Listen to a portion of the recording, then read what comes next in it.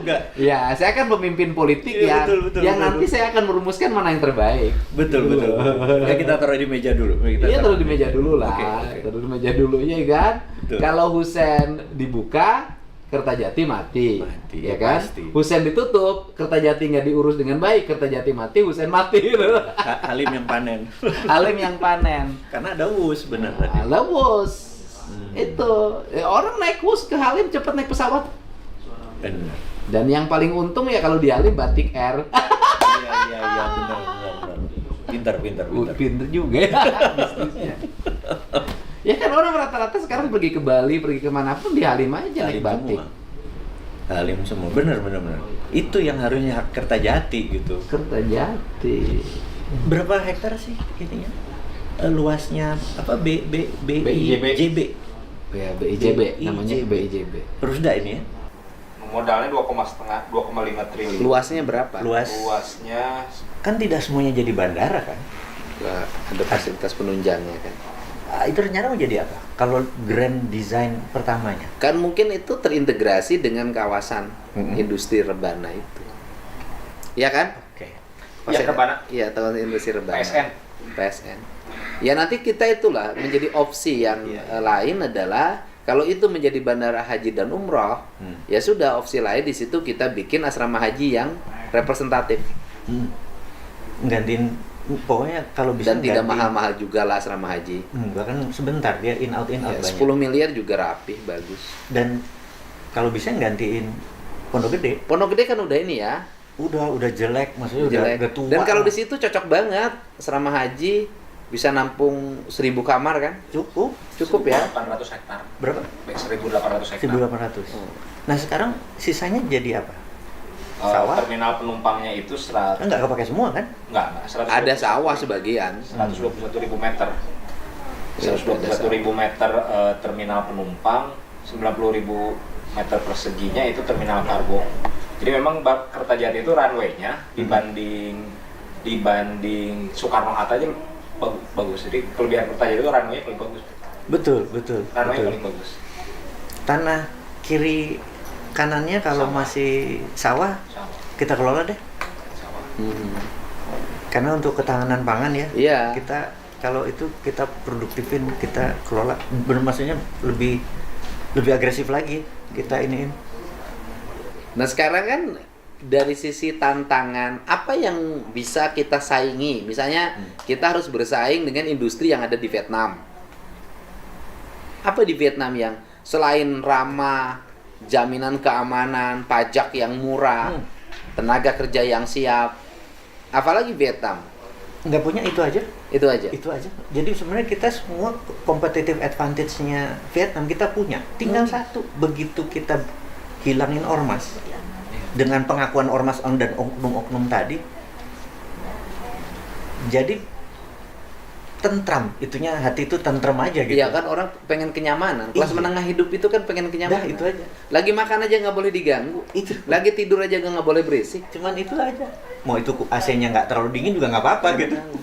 Tapi dia perlu keamanan. Jadi. Nah dari sisi strategi, kemudian tawaran pada publik, apa sih dibanding kelemahan-kelemahan kita yang orang tetap bertahan di Indonesia berinvestasi?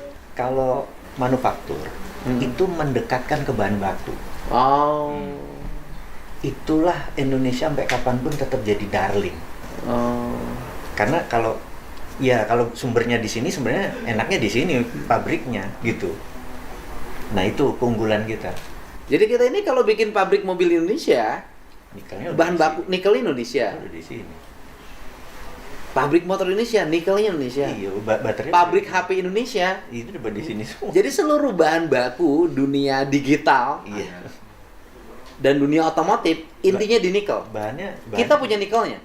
Udah nomor 1, udah 70%. Tanpa nikel kita dunia tidak bisa berputar. Betul. Hebat dong Indonesia. Makanya. Ini yang disebut dengan hilirisasi itu. Betul. Karena mendekati bahan baku dan nggak bisa. Jadi mereka begitu ini aman, mereka balik lagi. Mereka nggak akan pernah bisa. Kita bisa dong urus nikel dari tambang nikel sampai menjadi produk jadi misalnya bisa kan kemudian menjadi bahan industri handphone, industri Bisa. otomotif di Indonesia semuanya. bisa. Nggak akan ada yang nganggur dong kalau gitu. Harusnya nggak ada nganggur. Jadi misalnya perusahaan yang paling besar di dunia saat ini baterai adalah CTL gitu ya di Cina. Bahan bakunya kan dari kita. Kalau dia, di sini sudah aman, pindah dia.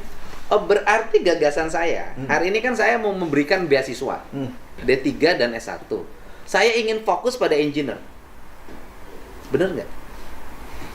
Saya banyakin sarjana-sarjana ahli otomotif, ahli listrik, Coding, AI, udah itu aja.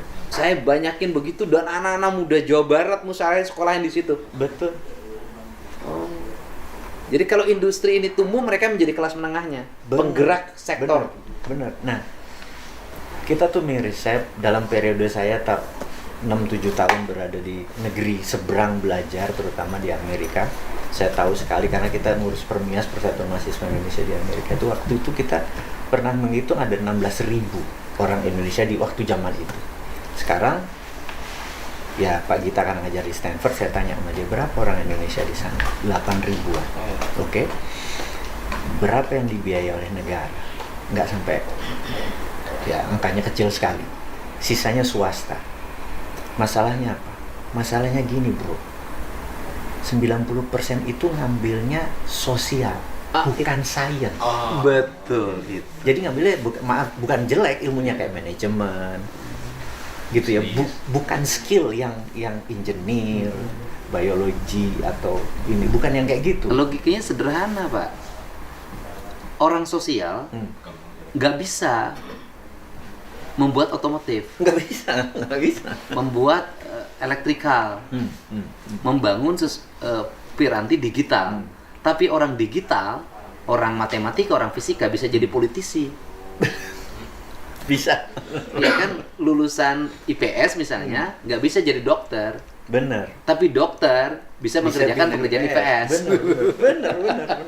Nah, Tapi bukan merendahkan jurusan sosial, bukan. Cuman pada saat ini ilmu itu entah bagaimana bisa kita pelajari lewat buku. Tetapi ilmu yang benar-benar ilmu yang tadi seperti engineer, coding, scientist gitu segala macam, ini yang harus dirangsang. Dan inilah yang kemarin itu kabur aja. Oh, kabur aja. Kabur aja dulu.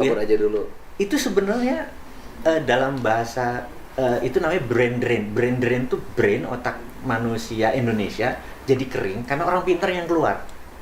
Itu disebut brain drain. Nah, kabur aja dulu sih problem utamanya apa sih? Menurut mereka kreativitasnya nggak teradop di Indonesia. Di Indonesia karena peraturan di Indonesia di pusat itu apa-apa harus ada aturannya dulu. Baru boleh. Jadi kalau belum ada aturan, regulasi mengekang kreativitas. Itu harusnya kalau sesuatu yang distrap kan sesuatu yang tidak ada sebelumnya, itu dijalankan dulu aja. Kalau perlu nggak ada izin nggak apa-apa, tapi masuk ke namanya regulatory sandbox. Ya udah jalan aja dulu, jangan nggak ada aturannya. Ya nanti di Jawa Barat kita buat ruang bagi warga Jabar untuk berkreativitas. Kalau dia bisa berkreativitas di bidang apapun, maka pemerintah provinsi akan hadir untuk mengurus regulasinya. Betul. Bukan mereka yang harus ngurus, biar kami yang ngurus. Salaman dulu, itu cocok itu. Itu loh. Itu.